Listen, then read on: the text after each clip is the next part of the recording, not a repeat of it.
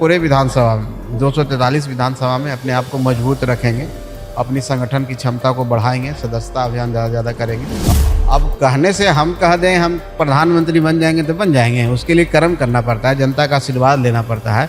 कोई कुछ कहने से कुछ नहीं बनता है कि हम सबको चुनाव अगर दिल्ली में लड़ना है तो निश्चित तौर पर हम दिल्ली में भी लड़ेंगे, लेकिन आज के डेट में हम इस बात की पुष्टि नहीं करते। मेहनत करने से बनता है और तेजस्वी जी को अभी सीखना चाहिए। अनुभव उनको अभी कमी है, खुद वो कह रहे हैं कि अनुभव की कमी है, अभी समय है उनके पास। इसलिए मैं कह रहा हूँ कि 15 साल मैंने दिया कि 15 साल बिहार को समझिए, बिहार के गाँव में जाइए, बिहार के दलित टोलों में जाइए, उनके साथ खाना खाइए, उनका पानी पीजिए।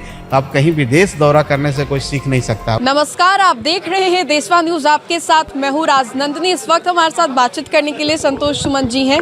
विधानसभा का चुनाव भी होने वाला है, तो ऐसे में मन को भी टटोल लेते हैं कि तैयारी कैसी चल रही है विधानसभा की। देखिए, आज जिला अध्यक्षों की बैठक थी और प्रभारियों की बैठक थी, और उसमें हमारे राष्ट्रीय स्तर के भी प्रभारी थे और प्रदेश स्तर के भी थे और सभी जिला अध्यक्ष थे। सबसे हम लोग फीडबैक ले रहे थे, उनके ज़िले का हाल जान रहे थे, सदस्यता अभियान का क्या स्थिति है, संगठन का क्या है और हम किन किन विधानसभा में क्या स्थिति है हमारी।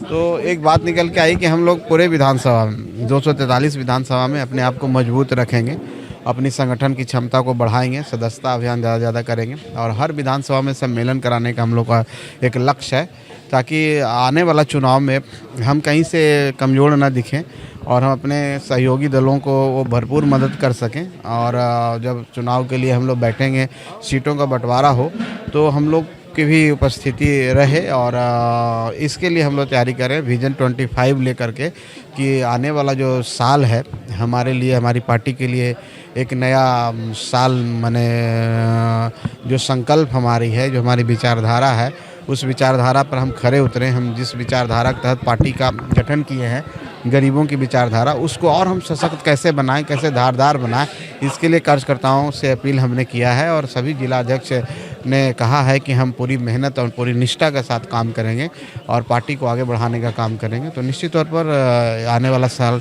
हम लोग के लिए चुनौती भरा भी है और हम लोग के लिए एक अच्छा सुखद संदेश भी है कि हम चुनौती का अगर सामना करेंगे तो सफलता भी हमको मिलेगी और पार्टी अपने उसूलों पर खरे उतरेगी। संतोष जी, ये तो आपने बिहार की बात बताई है।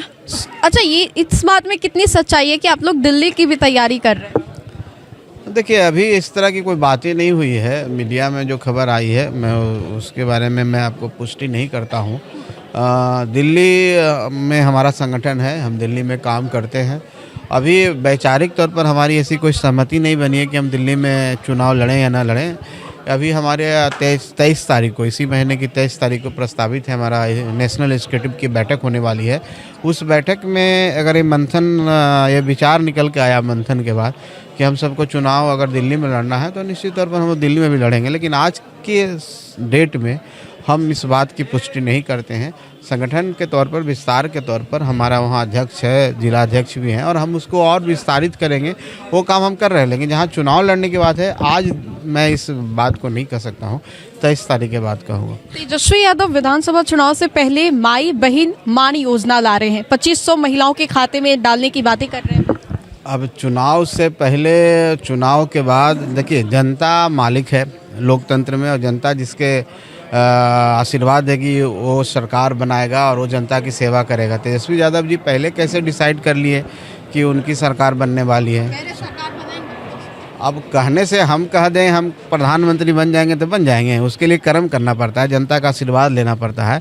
कोई कुछ कहने से कुछ नहीं बनता है, मेहनत करने से बनता है और तेजस्वी जी को अभी सीखना चाहिए। अनुभव उनको अभी कमी है, खुद वो कह रहे हैं कि अनुभव की कमी है। तो 40 का इंतज़ार करें, हम समझते हैं कि 40 में हो सकता है कि आ जाए अनुभव के आधार पर, लेकिन अभी कोई वैकेंसी नहीं है और जब उनको आना ही नहीं है तो इस तरह की योजना का नाम दे करके क्यों अपने आप को मुंगेरी लाल के हसीन सपने जैसी बात कर रहे हैं। जब नींद टूटेगा तो वैकेंसी खाली नहीं है तेजस्वी यादव। अभी कहाँ वैकेंसी है? 25 में आप देखिए, हम 2/3 बहुमत से ज़्यादा, हमारा टारगेट 220 है। माननीय मुख्यमंत्री जी ने टारगेट दिया है 220 और एनडीए उसके आसपास रहेगी।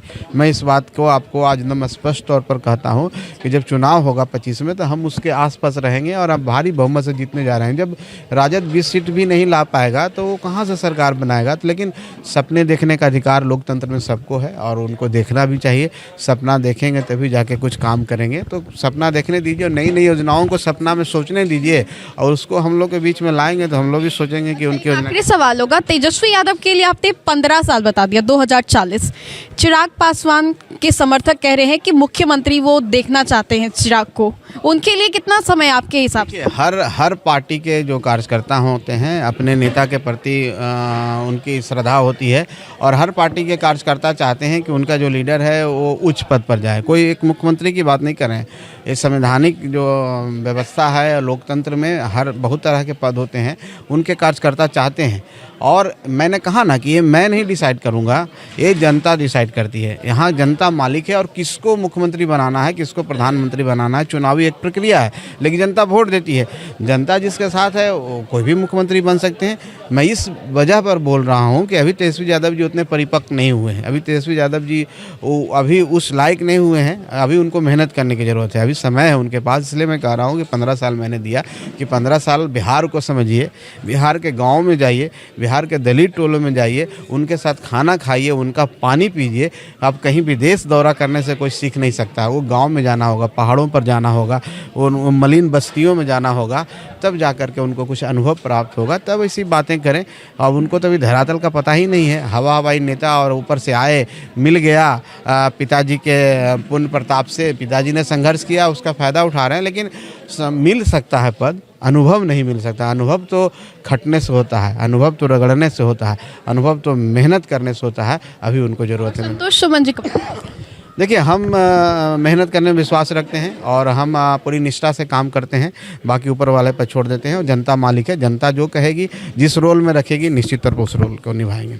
बहुत बहुत शुक्रिया। हमारे साथ संतोष सुमन जी थे बात करने के लिए। फिलहाल के लिए इस अपडेट्स में इतना ही, हम दोबारा जुड़ेंगे। धन्यवाद।